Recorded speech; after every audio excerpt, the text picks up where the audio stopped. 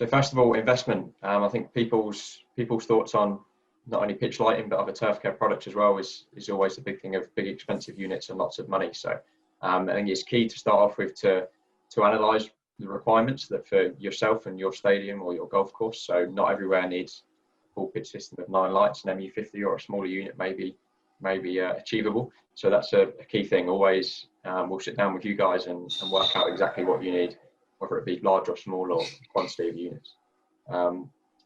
Different purchase or rental options hire purchase. So everything doesn't always have to be purchased outright, whether it's a short-term rental we'll touch on later on or a hire purchase over 5-6 years.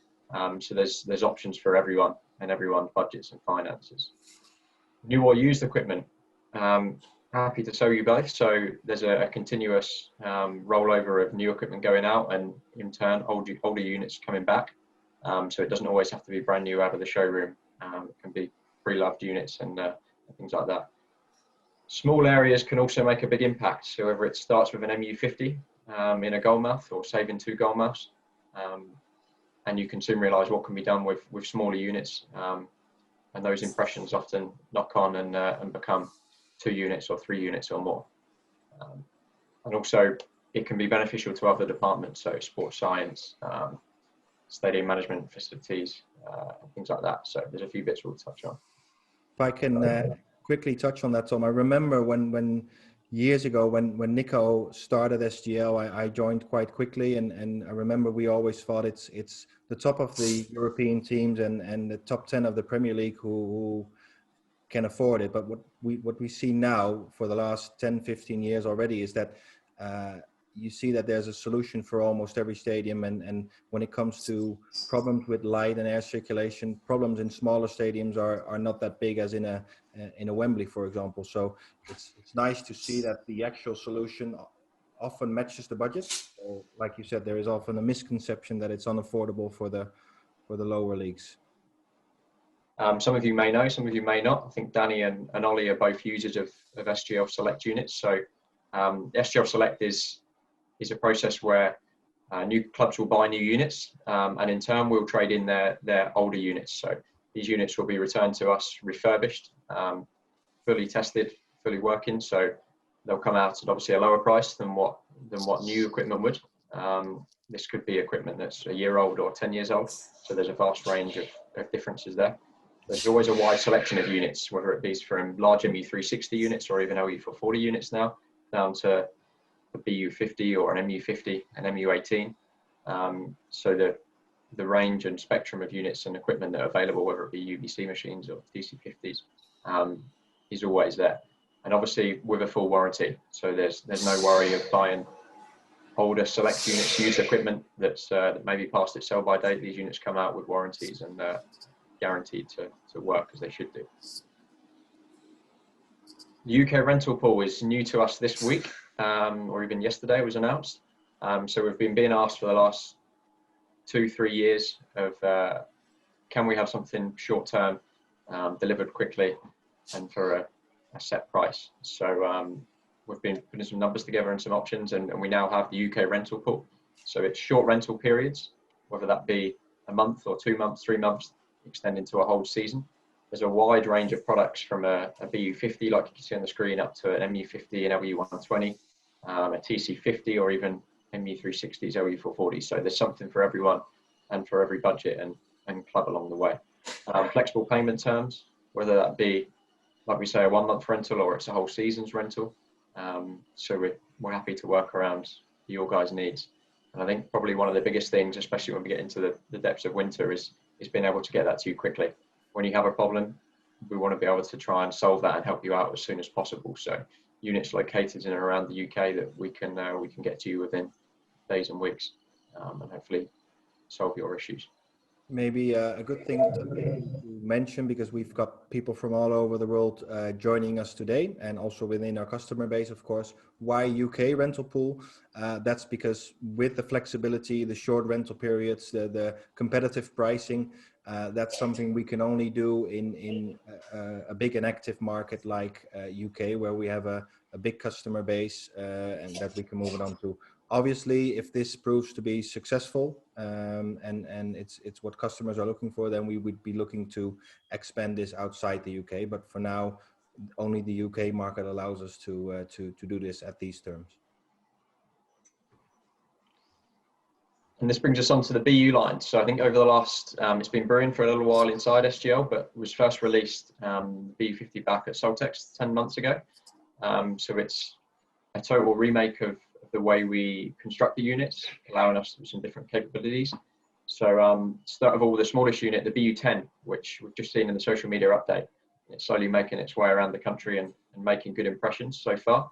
So it's a unit of 10 square meters coverage, which consists of two 1000 watt armatures, height adjustable legs. So designed, we've been asked for a long time of a unit that's perfect to go over a corner flag with a or in a goal mouth. So the adjustable legs allows us with surfaces that are of unevenness around a corner flag maybe to extend and sit in any situation. Also adjustable for light intensity as well. So if you want the more intense light, we can drop the legs, and if you want a wider light spread, we can adjust that.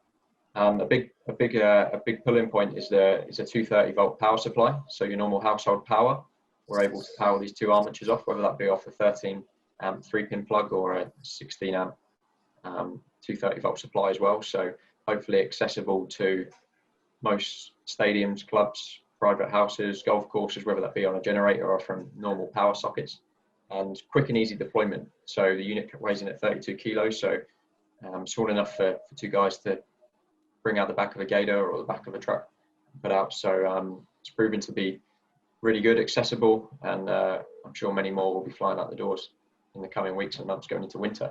And then we move on to the BU50, the first of the BU line that was released at Soltex last year.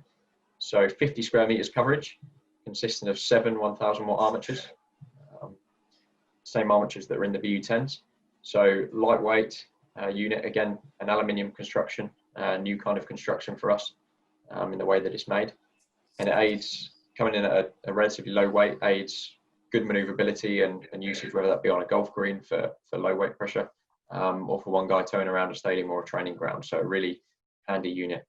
16 amp power supply, 3-phase. So the lowest of requirements in that sector. So again, hopefully accessible to the majority in stadiums and venues. And then I think probably the biggest USP for us, I think, and what we've worked really hard to try and do, is the way that the unit is delivered and installed. So it's delivered on 1 Euro pallet. So the whole unit is built in a new way for us, which has enabled us to reduce shipping costs across the country, across Europe, across the world, and can be delivered by pallet couriers and not the usual Arctic lorries that we arrive in. So it's also a DIY build-yourself construction, IKEA kind of kit.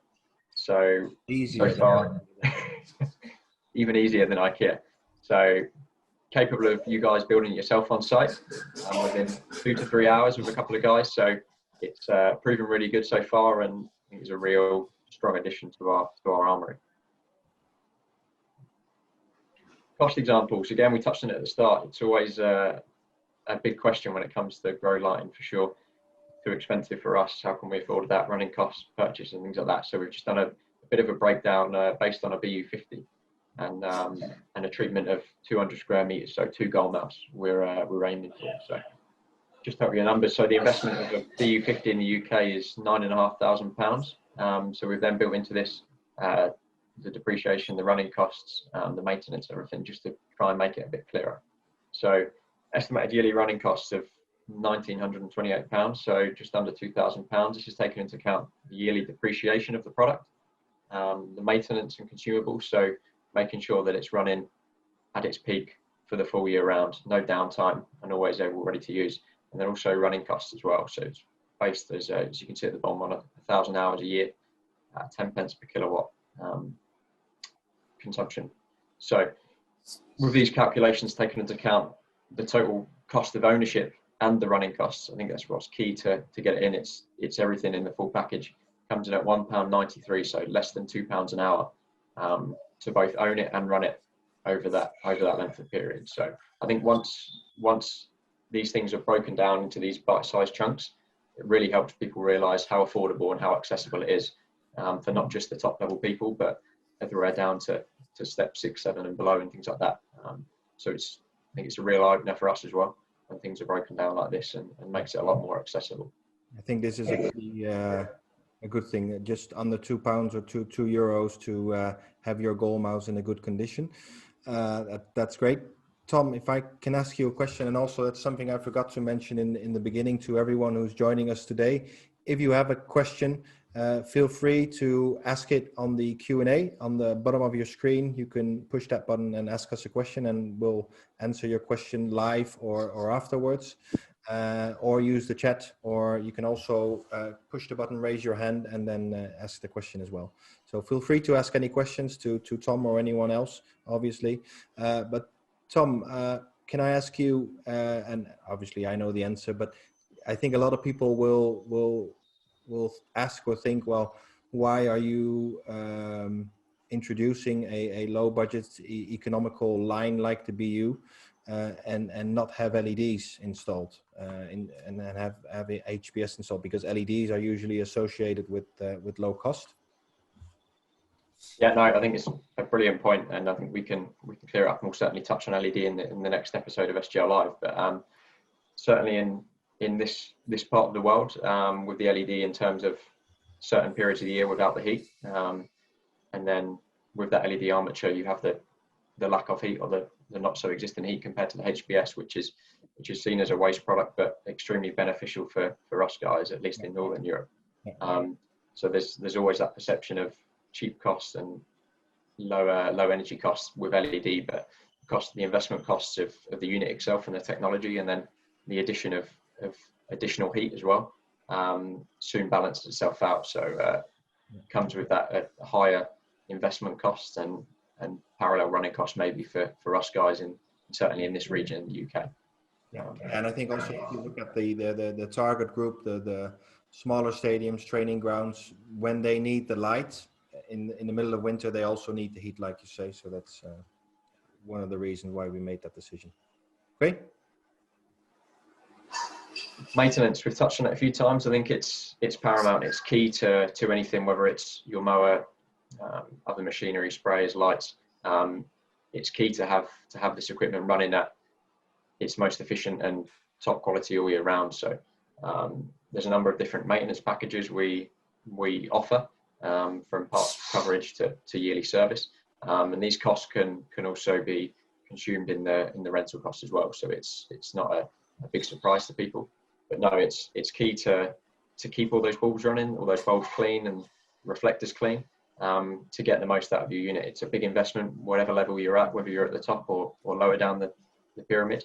It's key to have that equipment that you've invested a lot of money in good shape, because it's there to be used, and you need it in good quality. So it's, we stress it probably more than ever, but yeah, keep that equipment in good use. Avoid the high breakdown costs or failures with equipment, and yeah, we believe strongly in it. I think